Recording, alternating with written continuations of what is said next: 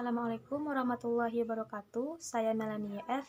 NIM 18058217. Saya akan mempresentasikan tentang persepsi.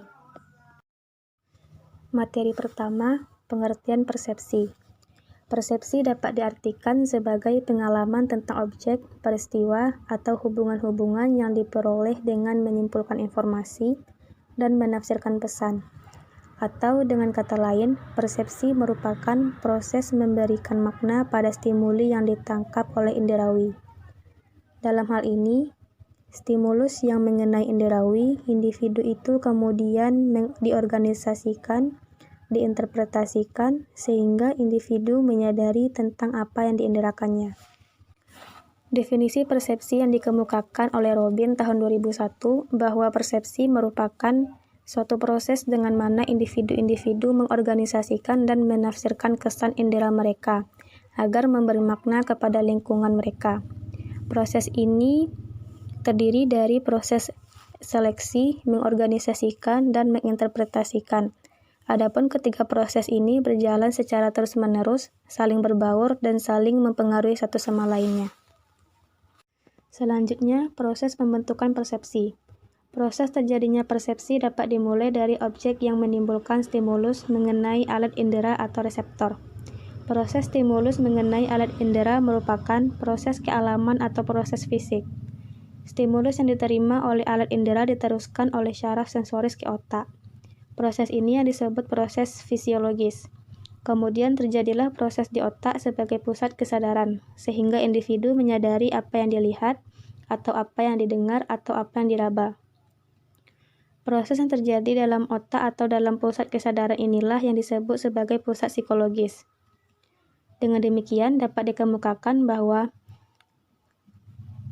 taraf terakhir dari proses persepsi adalah individu menyadari tentang misalnya apa yang dilihat atau apa yang didengar atau apa yang diraba, yaitu stimulus yang diterima melalui alat indera. Proses ini merupakan proses terakhir dari persepsi dan merupakan persepsi sebenarnya. Respon sebagai akibat dari persepsi dapat diambil oleh individu dalam berbagai macam bentuk. Selanjutnya, dalam proses persepsi perlu adanya perhatian sebagai langkah persiapan dalam persepsi itu. Hal tersebut dikarenakan keadaan menunjukkan bahwa individu tidak hanya dikenali oleh satu stimulus saja, tetapi individu dikenal berbagai macam stimulus yang ditimbulkan oleh keadaan sekitarnya. Tidak semua stimulus mendapatkan respon individu untuk dipersepsi. Stimulus mana yang akan dipersepsi atau mendapatkan respon dari individu tergantung pula pada perhatian individu yang bersangkutan. Selanjutnya, faktor yang mempengaruhi persepsi. Stimulus dan lingkungan sebagai faktor eksternal dan individu sebagai faktor internal saling berinteraksi dalam individu mengadakan persepsi. Dijelaskan bahwa apa yang ada dalam diri individu akan mempengaruhi individu dalam mengadakan persepsi. Ini merupakan faktor internal. Di samping itu, masih ada faktor lain yang dapat mempengaruhi dalam proses persepsi, yaitu faktor stimulus itu sendiri dan faktor lingkungan, di mana persepsi itu berlangsung dan ini merupakan faktor eksternal. Yang terakhir yaitu contoh kasus.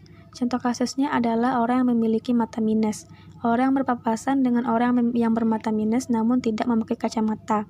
Ketika orang lain menyapa orang yang bermata minus tersebut, lalu orang yang bermata minus ini tidak merespon mereka padahal ia melihat kepada mereka yang menyapanya, dan seringkali mereka mengatakan sombong karena tidak menjawab sapaan mereka. Maka dari sinilah muncul persepsi kesan indera mereka agar memberi makna kepada lingkungan mereka dan menafsirkan bahwa individu yang bermata minus itu orang yang sombong karena tidak menjawab sapaan mereka. Sekian materi tentang persepsi dari saya. Assalamualaikum warahmatullahi wabarakatuh.